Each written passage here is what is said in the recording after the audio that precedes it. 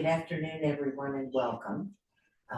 We are getting ready to get started with this afternoon's program. We are broadcasting today from the Hackett Room in the historic Bullfinch Building at Mass General. Dr. Thomas Hackett was the chief of psychiatry from 1976 to 1988.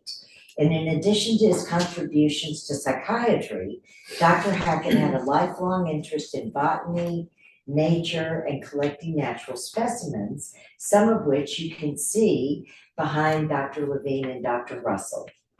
And this room is decorated with all of his personal collection.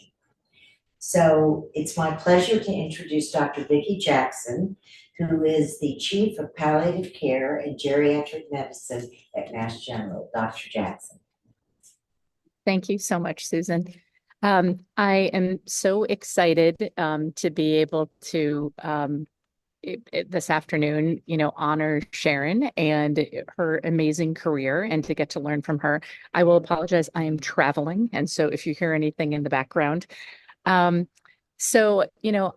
just want to say a few words that when I was given the opportunity to actually think about how we could integrate geriatrics and palliative care into the division, what became really clear to me is it was critically important that we have a leader who would be able to help us grow a program and take it to the next level, and to actually also think about how we would be able to meet the needs of the field.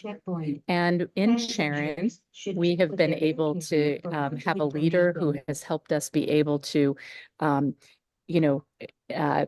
be a national model and be able to bring in, I'm not sure if people are aware of the impact that she has had on the field of geriatrics nationally, but it's pretty remarkable.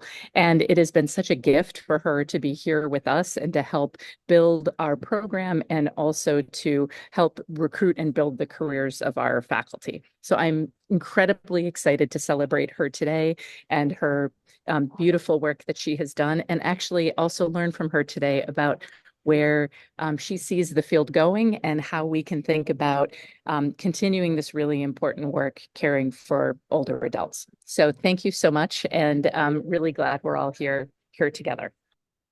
Thank you, Dr. Jackson. So do I need to unmute myself? No, you're good. Okay. Sorry. So before we get started, I have to do the standard directions and housekeeping tips for everyone. So everyone on the call today is muted to eliminate any background noise. You can view the speaker on your full screen by going up to the corner, the right-hand corner. You can either click on Gallery View to see everyone as we are now, or you can just click on Speaker and you'll be just seeing Dr. Levine and Dr. Russell. If your picture gets jumpy or out of sync, turn your camera off, and that will improve your connectivity through your internet connection.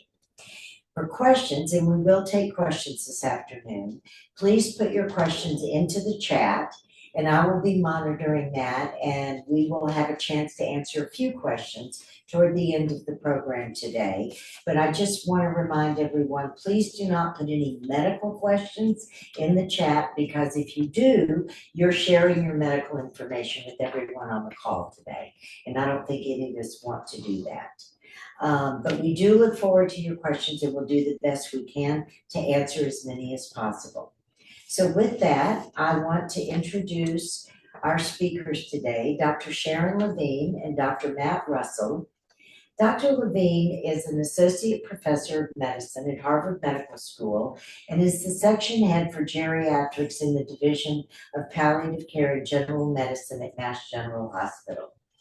Dr. Levine is also the Director of Education for the division and leads our Age-Friendly Health System initiative at Mass General. She is a nationally known expert in geriatrics education, teaching, and clinical care.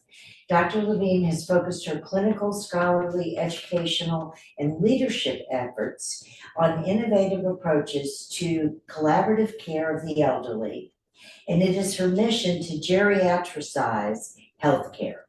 to inspire and train non-geriatricians and their institutions, and to provide care to older patients in informed and effective ways.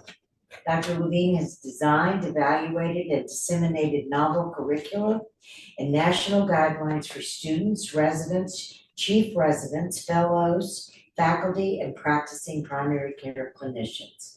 I could literally go on for the rest of the hour sharing her other wonderful attributes, but I won't because I want to get us started.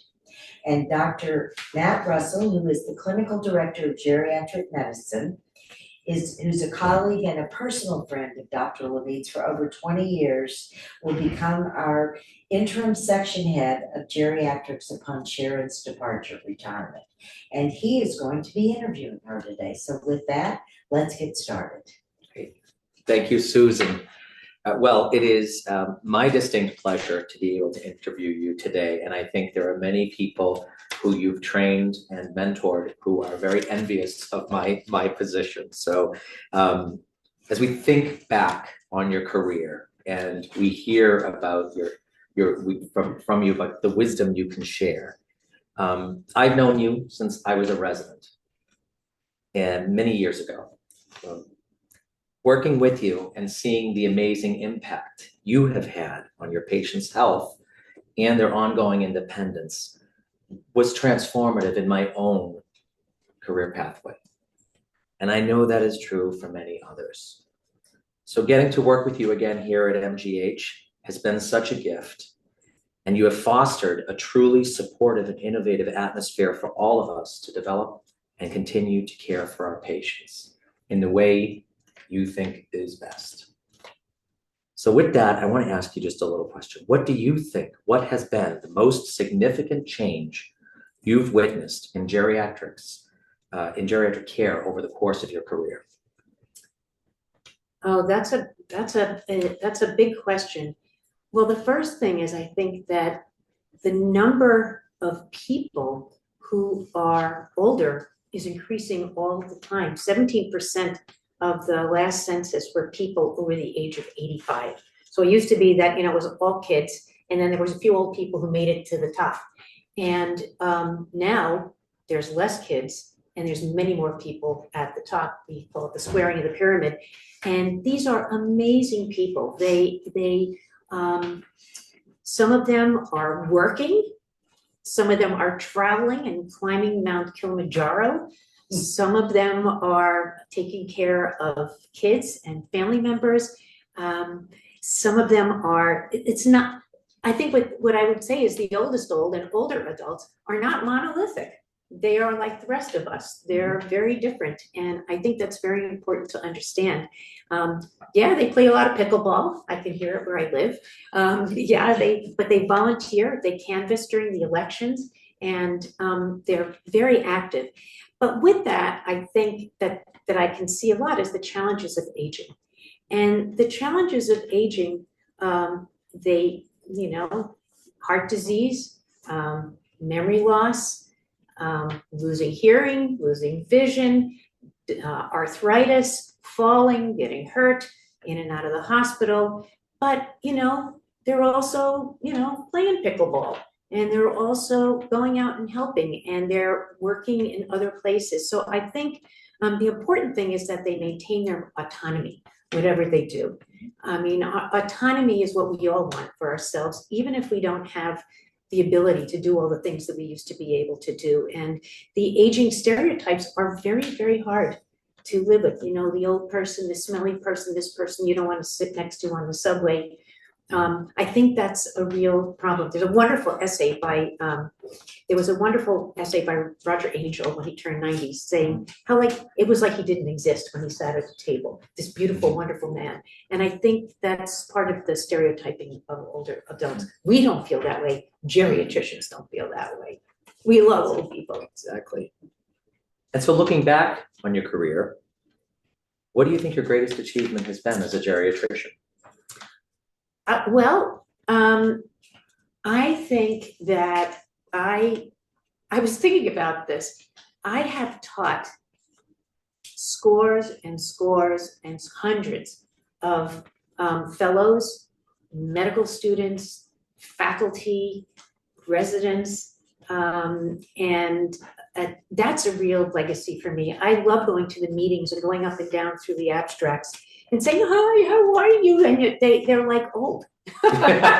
All the roads lead back to you, and I know that you have, I can think of at least 10 people, coast to coast, who owe their career choices and success to you. And that is no small feat and achievement.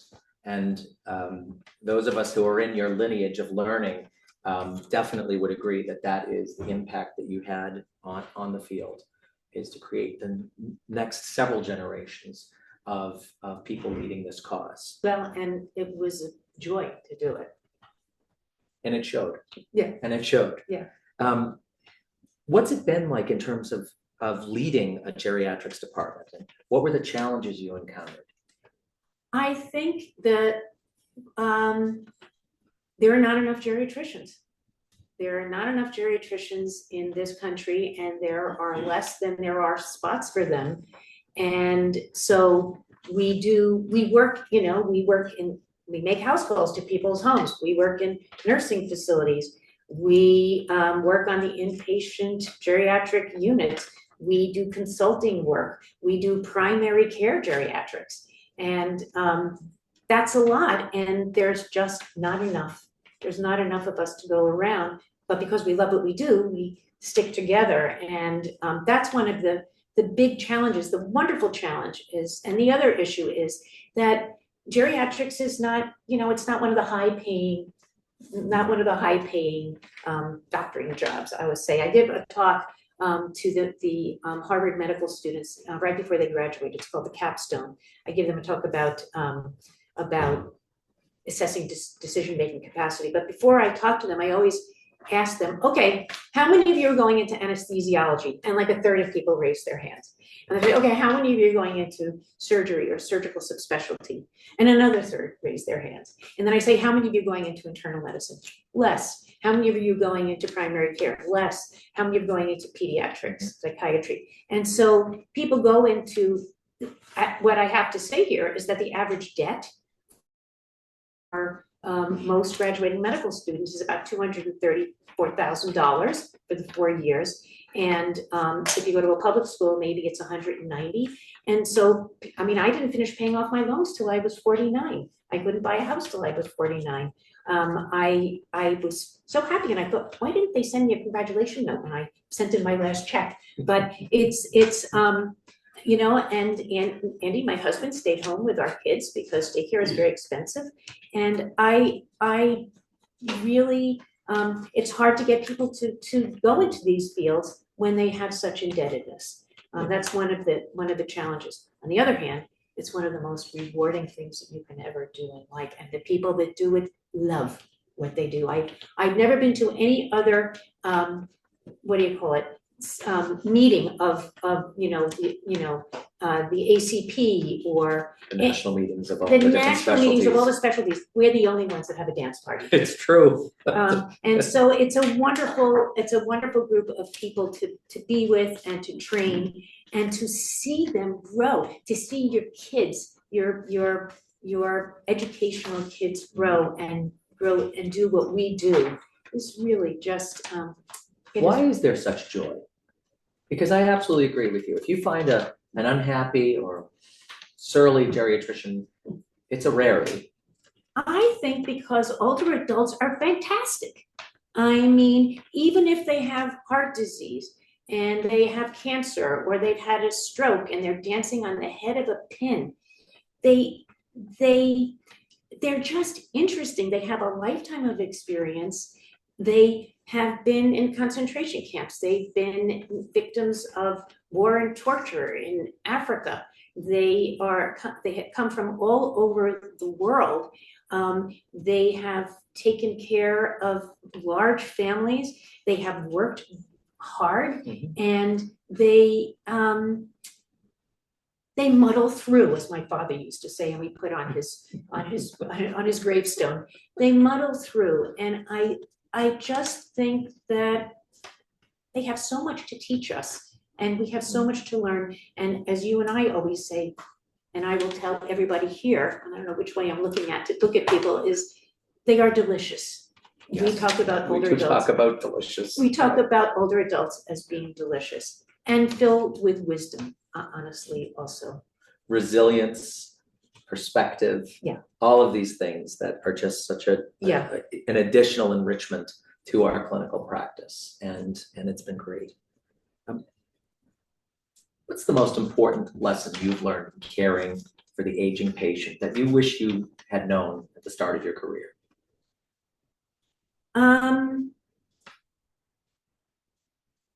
I think that a lot of people are living on the head of a pin, and yet everybody wants to be independent, and everybody struggles to be independent, and everybody wants to be connected, and it's hard to, not everybody, but most people want to be connected, and that gets harder and harder. And we need to be able to have people be in Congress with one another if they want to be, and to be able to live well if they want to be independent. And what is it going to take to do that? What is it going to take to change their living environment? What is it going to change to give them adaptive equipment? What is it going to change to help them get from one place to another? And it's really, it takes a village, and that's why we work with nurses and nurse practitioners and social workers and physical therapists and speech and language pathologists and pharmacists and Yeah. local agencies. The list goes on and on. That's one of the skills that we do as geriatricians, is we help build the team to support that person in their quest to maintain that independence. And it really is a charge, isn't it? It's a charge. It's wonderful. I mean, you have to be creative. You have to be very, very creative. Yeah. Absolutely. I cannot tell you, the home visits that I did with you when I was just a resident, and seeing these little seemingly bland interventions that then you'd go see the patient the next time, and it made all the world of a difference in their life to be able to stay at home and be it was really addictive to watch. And I think our patients definitely appreciate it. What's the most pressing issue facing geriatrics care at the moment? That people are not going into geriatrics for some of the reasons I talked about. The salaries are not high compared to the anesthesiologists and the surgical subspecialists. Say the first part of your question again. The most pressing issue facing us as in geriatrics care. That we have to replicate ourselves, and I mean, part of me says, I'm not going to stop going to the meeting. I'm going to mentor. One of the things that I've talked to Vicki about in leaving here is I want to continue to mentor all the faculty in our division and make sure they are at the table nationally, and they are developing into what they want to do for the rest of their lives, and that they are taking on the mantle of making sure that this happens for our, for geriatrics as a trade, and for our patients. And we're small but mighty. I was waiting for you to say that. That is the motto we hear at our meetings, that, we're not a large number of people, but we do make those connections. We make those connections with anesthesia. We make those connections with our cardiology companions, our surgical companions. And it's just been lovely to create a world of small G geriatricians, or at least geriatrically inclined specialists. And that has been great. And I think there's a way that you've done that. And I was hoping you could tell us about the Chief Resident and Interprofessional Training in Geriatrics program that you created. Well, that was one of my favorite things that I've done, I think, in my life, and we're really going to try and keep this going here, because I told Vicki I wouldn't come here if we didn't do it when she hired me. This was a part of a grant that came from the Donald W. Reynolds Foundation, which has nothing to do with tobacco, that wanted to really include geriatrics in medical schools. And basically, put in for that. I put in for that grant, and it, you know, it did stuff about training students, it had stuff about training residents, had stuff about training faculty, but it also had this chief resident immersion training program. I took chief residents who are the, you know, they are the people who lead their residencies. And every single specialty that you could think of, you know, anesthesiology, surgery, internal medicine, et cetera, and I asked them, you know, what do you wish you knew about older adults and teaching about it? And what are you worried about in terms of being a leader? Because you're an opinion leader when you're a chief resident, and did a sort of a needs assessment in that way, and designed a curriculum aimed at getting rising chief residents who are going to spend their lives teaching and being leaders to learn something about geriatrics. We knew that most people were not getting a lot of geriatrics in medical school. So with that needs assessment, we developed a case that unfolded over the course of 2.5 days off-site. It was a case that developed in an emergency room and went on through surgery and then discharge. And but superimposed on that was leadership training. So leadership training in basically how to deal with conflict, how to have a good learning climate, how to teach in a small group, how to deal with learners who are reluctant to learn. The post-call exhausted resident who still has stuff to learn. Who still has stuff to learn, which we all do. And put those teaching sessions superimposed on this case that unfolded. And there was a chance to do a project where you could say, what if I could improve something with all these other people who are otolaryngologists, ophthalmologists, urologists, emergency room docs, internal medicine docs, anesthesiologists, everybody. How can we help each other do this? So like, I'll give you for instance, in the emergency room, people were always afraid that they didn't want to clean a trach out because they thought they would kill somebody. So the ENT doc said, come to the SIM center, we'll show you how to do that. And they did that, and they never had to call This is the tracheostomy tube. To get the tracheostomy tube out of somebody and change it in the emergency room. So they work together, and now we continue to do this. We interview a patient who usually sets the stage. It's fantastic. And they're usually wonderful patients because all geriatric patients are fantastic. Vicky's mother-in-law was one of our patients one year.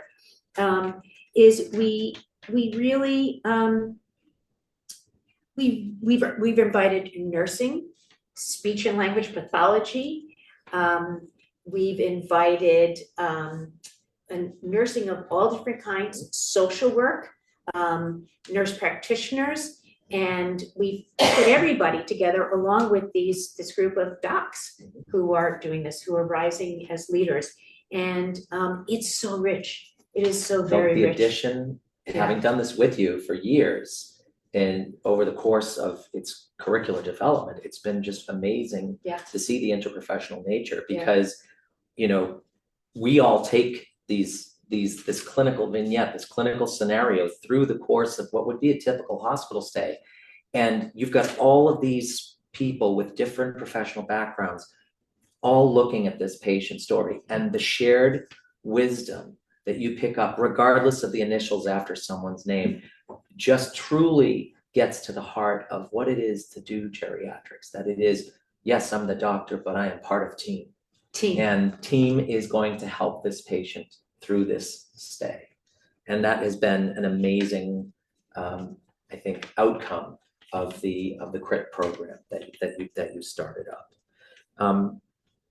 What advice would you give to a young doctor considering specializing in geriatrics today? Do it. Find the place that you want to do it. There are so many, we're working in a hospital, but even in the hospital, we have the geriatric inpatient fracture trauma service. We have the iGrace, which is the inpatient geriatric resource and clinical evaluation. Right.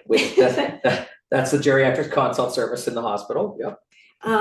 We have primary care clinic, we have consult clinic, we have HIV and aging clinic, which Matt has developed, which is absolutely fabulous because all these guys who were 30 in the 1980s are now, you know, they're now, or the 1990s are now in their 80s. And so HIV and aging, we have the perioperative optimization and senior health for people that are who are 85 and are gonna go have surgery. Should they have surgery? Is it worth it to have surgery? Do they wanna have surgery? And really looking at that, we have our memory clinic, which is called Chime. And and then we have the geriatric inpatient fracture trauma service where we really co-manage with the orthopedists.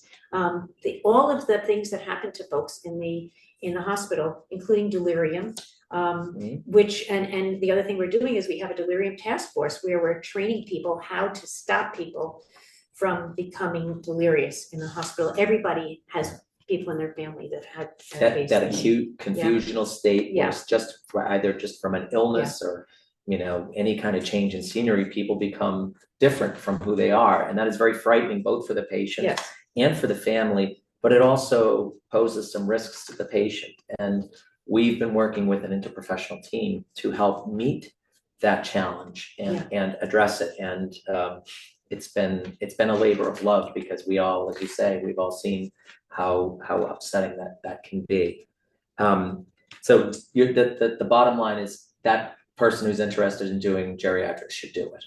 You should do it because you can do whatever you want. Yeah. I mean, you can work wherever you want. You can work outpatient, inpatient, you can do anything. You can be an educator, you can be a leader, you can be a manager, you can direct an entire service. And you're much better at that than I am. And I'm so glad that I can, you know, it takes a village, it truly takes a village. And I do think you can hire the people that you want. And we know from our practice that people love coming to our practice. They feel seen, heard, and respected. That's my tagline. That's Matt's tagline, seen, heard, and respected. And everybody that works in our practice, we want to feel seen, heard, and respected. And because of your leadership in that area, it is a place of joy. It is a place of joy. It's a time of presence too. And I think I don't know if you were the one who taught me this, but you know, in geriatrics, we're not like a gastroenterologist or a cardiologist where we have an endoscopy suite or we do cardiac catheterization. Our product is time. Time. So that we can spend time to help put the pieces together and see the bigger picture with the patient and their family and be present to be able to explore what this all means in the context of where I am now. Okay, and I want to say one other thing about this. Time is our currency. But we are the lost leaders. You know, we bring in the people who have to have their prostates done. We bring in the people that have glaucoma and need to have their cataracts done. We bring in the people that need to have the otolaryngologist get our hearing aids done. We bring in the people that fall and crack their hips and need to have the orthopedist, you know, fix them. And, you know, we bring those people, we take care of the people who have, you know, it's cardiology, cancer, and all these other things that we take care of, and we bring these people into the hospital. And so it's important that even though what we do, you're right, our product is time with patients.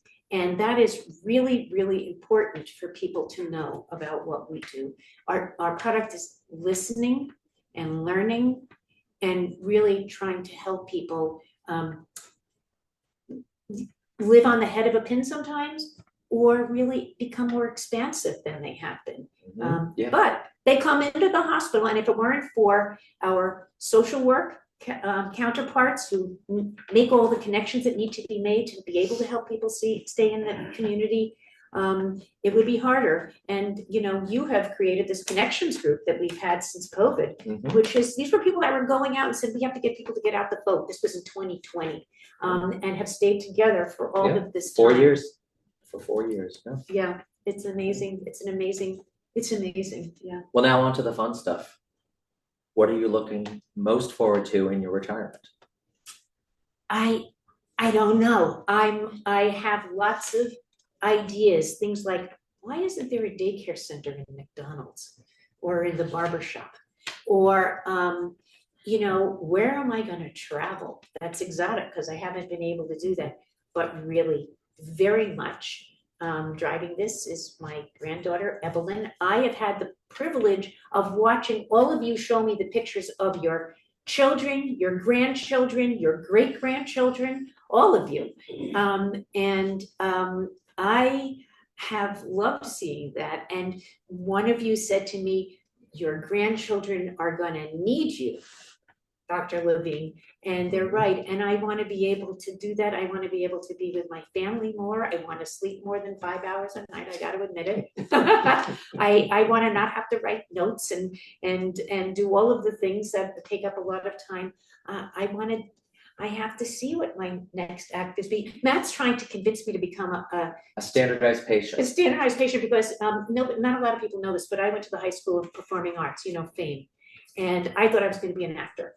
And then I Well, you've decided- done some acting as well over the course yes. of the years. I saw you in the vagina monologues. Yes, I did. I was in the vagina monologues for 4 years at Boston, at BU Mhm. with the students, and I loved doing that. I don't know if I can remember all my lines now anymore, but you know, it was a fabulous thing. So something like that, you know, there's We'll get a program going. We'll get a program going.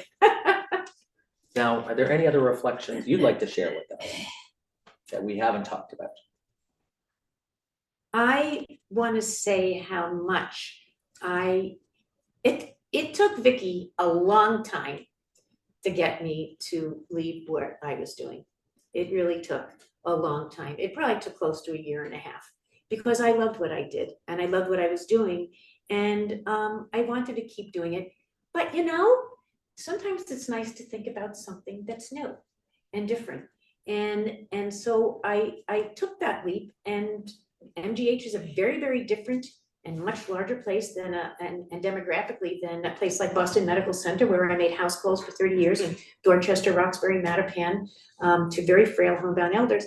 And it was fabulous to be able to take that leap and to do that experiment and to really take care of all of the people who I have taken care of in my clinics here and for the times that I've been on the wards also. And that's been very, very meaningful to me. You all have been very meaningful to me, my patients. I have learned from my patients. I've learned from our faculty. I've learned from every nurse and patient support person and medical assistant in our entire practice. It is a family. We have an 18. We have an 18. We definitely do.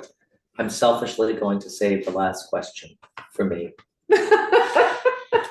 As I attempt to hold down the fort moving forward, what advice do you have for me? Matt, you are you. You are so you. And one of the reasons that what we didn't talk about is Matt was about to graduate, and he was like a ship without a rudder from his residency. And he had to do geriatrics in March of his last year. And he came to visit us in geriatrics to spend whatever many weeks was there. And he walked into a nursing home and he said, oh my God, these are my people. These are my people. This is who I want to be with. And it was it. It was like love at first sight. And Matt, when I came to MGH, the first thing I did is I called Matt and I said, Matt. You tricked me. I did. I said, Matt. I called for advice, and your advice was to recruit me. Yeah, And I am thrilled that you did. I did. It's been and anybody who's watching from our practice would say that having you and your respect for everybody, not only our patients, but respect for everybody in that practice is one of the reasons why this is a very successful practice too. And I brought you here for a purpose, and I brought the people that I brought here, like Warren Bachman, who does cardiac stuff with geriatrics, and hiring Deb, who was interested in education, and other, Kathy, who was interested in memory stuff, and having all the people that work there is to build something is really great. And There's great energy. is a great energy. I don't know, I'm looking at our people out there, I don't know, they have to say. They're on mute, nothing yet. They have to say. Well, Sharon, the phrase thank you seems like such an inadequate expression for the gratitude that I personally feel for having had the opportunity to be taught, mentored, and led by you. I know I speak for all of our group here in geriatrics at Mass General, as well as for those whose careers you've helped foster throughout the country, when I say how grateful we all are for all that you've done for the field and ensuring that this work continues to grow. We all wish you great health and joy in this next phase of your life. Well, thank you, and I'm going to be around doing a little bit of teaching, and for all of you out there, patients and the people I work with, I have tremendous indebtedness to you. Know who you are, and for my family who supports me and has supported me, and my kids who have been on house calls with me when they were little, and are very empathic, both of them. And their partners, I just, I have, and then my husband, Andy, who I didn't say, and I don't even know where he is, but I have been able to do what I do because Andy is a very, very special person. And I hope people will get to meet him before I leave, but I could not have done what I have done without Andy. And I know that I probably won't be able to retire without Andy in my life. So thank you, Matt, and thank you all for being on this. I feel great. I know there are some people who are friends and family who are here, along with many of my patients that I've seen and my colleagues, and it makes me very happy to see you all there. And I don't know whether I had my face not towards you or whether this is where I should. I think that I'm looking here at the chat function. I think Susan's going to take us through some questions that Yeah, folks. go ahead. Can everyone Should I face hear me? this way? Yes, can everyone hear me? You can't get out of the room or your practice without one Stump the Stars clinical question. Okay, so someone wants to know if you are doing polygenic risk scores for patients 62 and older to recognize chronic hematopoiesis of indeterminate potential. We both failed. Please feel free to send a gateway message with the reference. I'm sure well, one of the things I love doing is learning about a lot of things that I don't know about, and it's one of the great things about being a doctor. You learn something new every day. That is a longer answer than something that I could do, and if you're one of my patients, we can talk about it, and I would be very happy to answer it. If Matt has any insights. Ooh, no, that's a Google to even find out what that means. But I think one of the joys of being here is that it's a research institution. And I'm sure that with a few phone calls, I can get a very clear answer on that. And it's delightful to be in that kind of a situation. Yeah. We know it has to do with your blood, in your bone marrow, and all of that. We do know that. Yes. Yes. We know what it means. Yes, well, I can say that I know, having done many of these town halls, we have a highly sophisticated audience. Yes, we This do. isn't the first question that has stumped the stars. So with that, I have another one that came in before today, and that is, what advice would you give your younger self about maintaining a productive and joyful career in academic medicine? You gotta love your learners. I love that. I got that from Kelly Skepp, who ran the Stanford Faculty Development Program and developed it. He was the most amazing teacher. And he said, you gotta love your learners the way you love your patients. You might not love your patients all the time, but I love a lot of my patients. I really do. I really love my patients. They have given me so much stuff. So you gotta love what you do. You gotta love your learners, and you gotta love if you're not a connector, find a way to connect to people, because connecting is what pulls you out of doldrums It's exciting. It makes you meet people that you wouldn't have known before. It makes you think of things to do that you wouldn't have done before, and develop programs and hire certain kinds of people. And I would tell my younger self, sleep more, sleep more, sleep more, but have joy in practice. And if you have joy in practice, and I do have joy in practice, and I think geriatricians have joy in practice. If you have joy in practice, you really, that fills you. And that's why it's hard to say goodbye. And it's hard to say, you know, once you're a doctor, you're always a doctor. You're not going to stop ever being a doctor, even if you're not practicing in the same way. And I can use a lot of those skills in my life. For making the world a better place, even if I don't make an individual person better. And I can spread joy in the world. And we are living in a time where the world is in a precarious place, and people are hurting in lots of ways. And we have to listen to that in ourselves and to the people we care for. It's been a very hard time. And caring for ourselves, connecting with others, teaching others to do what we do, having people find the joy for them, and doing what you love to do is the most important thing. Thank you. So we've gotten several questions that are sort of a variation on a theme, but it really is about, as we get older, what are the best ways to advocate for ourselves as we have increasingly complex and multifaceted medical needs? If you're coming to the doctor, say, this is what I want to do that I always did and I can't do anymore. And what can I do? Is it something that I do for myself? Do I go to physical therapy because I'm sort of wobbly on my feet and I want to be walking around the reservoir? I want to be lifting, do I want to be lifting weights so I can carry packages that I couldn't carry anymore?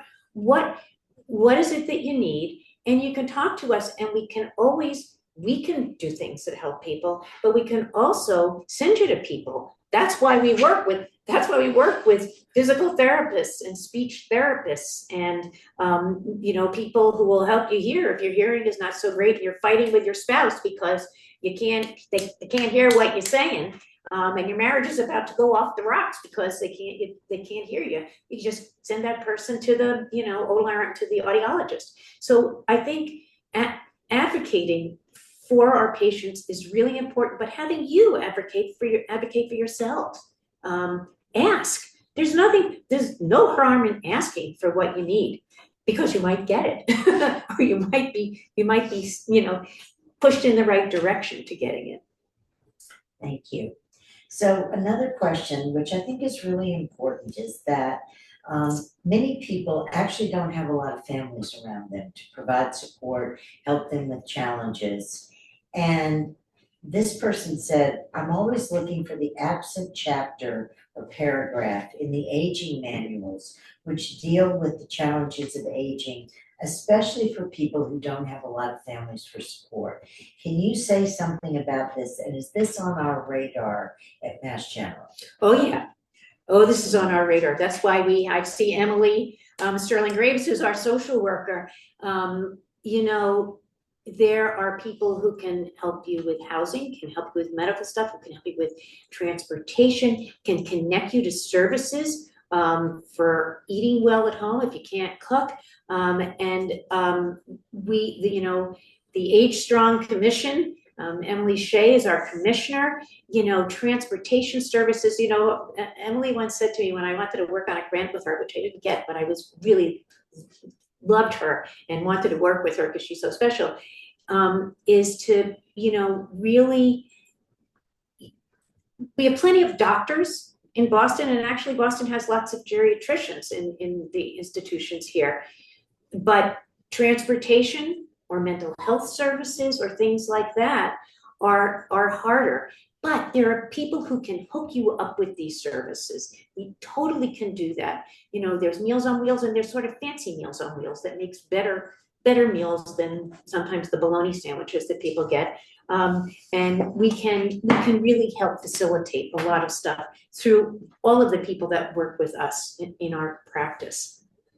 I don't know if that answers the question, but yes, it's good to have an advocate. It's great to bring a friend along. And if you don't have a friend along, talk to your doctor and say, is there a social worker who can help me make these connections? Because, oh yes, there is.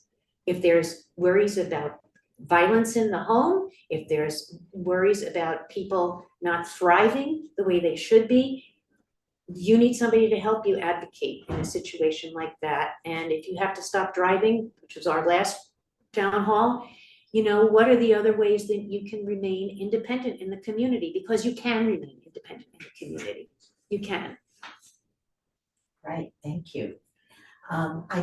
You have many accolades in the chat, and I hope we save it from many of your mentees and other people that you have supported over the years, so it's quite beautiful, and I know everybody on the Zoom can see them, and you'll be able to see them too. And I just want to give Dr. Russell one last chance, if you have any remaining questions that you'd like to ask Dr. Levine. Some of them I have to ask in private.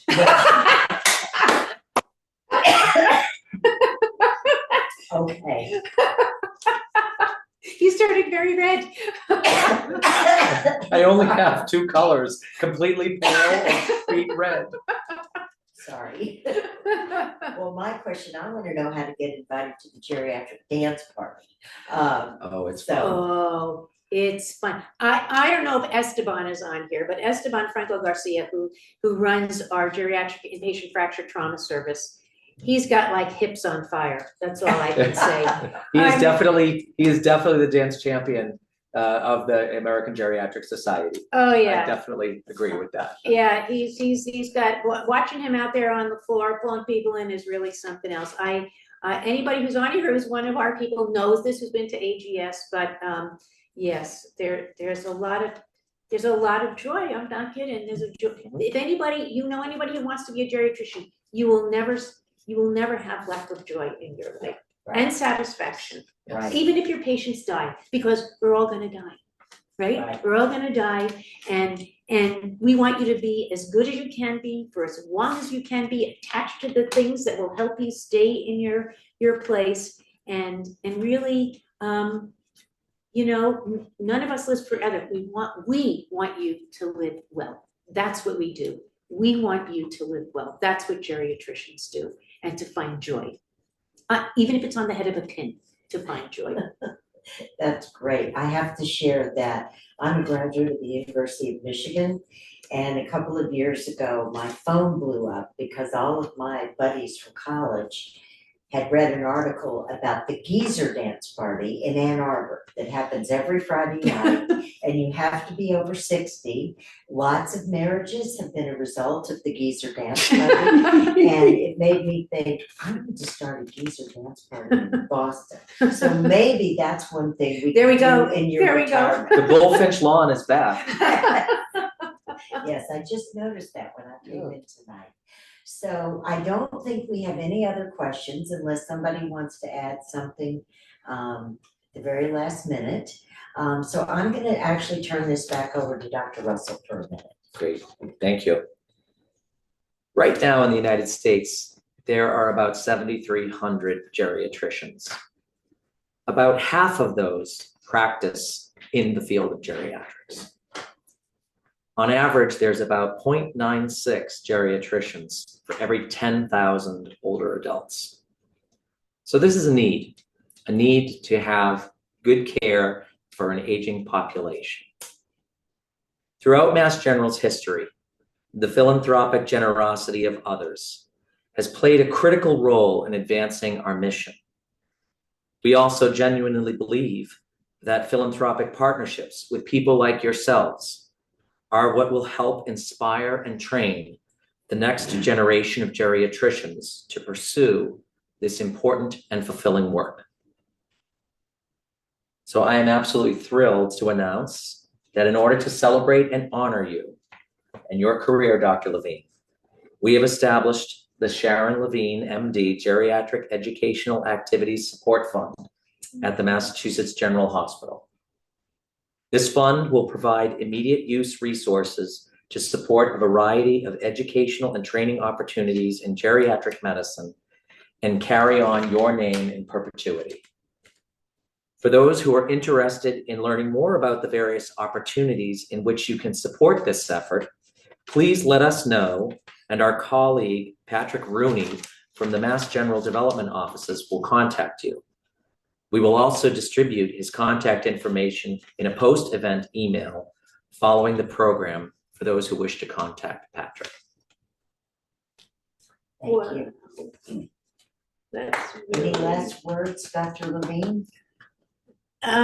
Well, since I can't see all the people on these 3 pages, I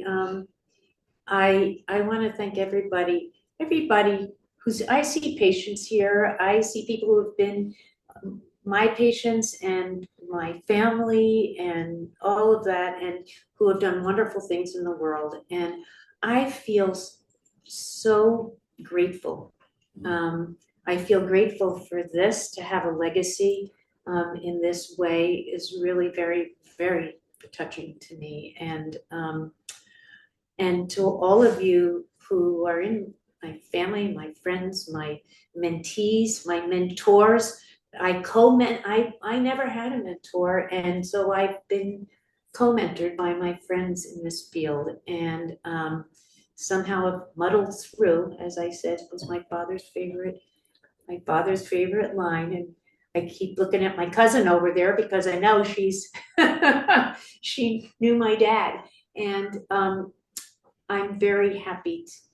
Makes me very happy and very full.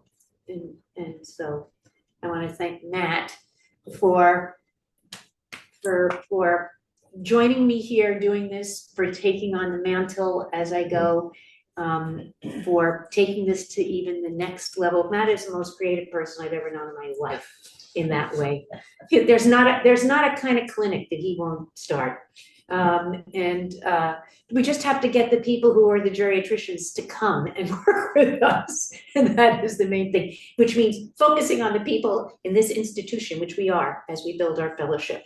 And building our fellowship is really, really important because, as Matt said, there are 7,000 slots. There are 7,000 geriatricians. There's a whole lot more slots that don't get filled every year. And we need to have people that can be become geriatricians. Well, thank you. Thank you for everything. I'm Yeah. trying not to cry. Thank you for everything. Thank you, Dr. Russell. Just a quick announcement. We have our next town hall on December 16th at 1 p.m. And this town hall will focus on strategies to address isolation and loneliness. And our speaker is a nationally known speaker, Dr. Cotwall from the University of California in San Francisco. So I think that will be a very helpful town hall, and we encourage you all to join us. I want to congratulate everyone on this call for your resilience and your longevity and for joining us today. So thank you so much. And somehow we will muddle through without Dr. Levine, but we know where you live. So we're going to be talking. Thank you. Thanks you, to everybody. everyone.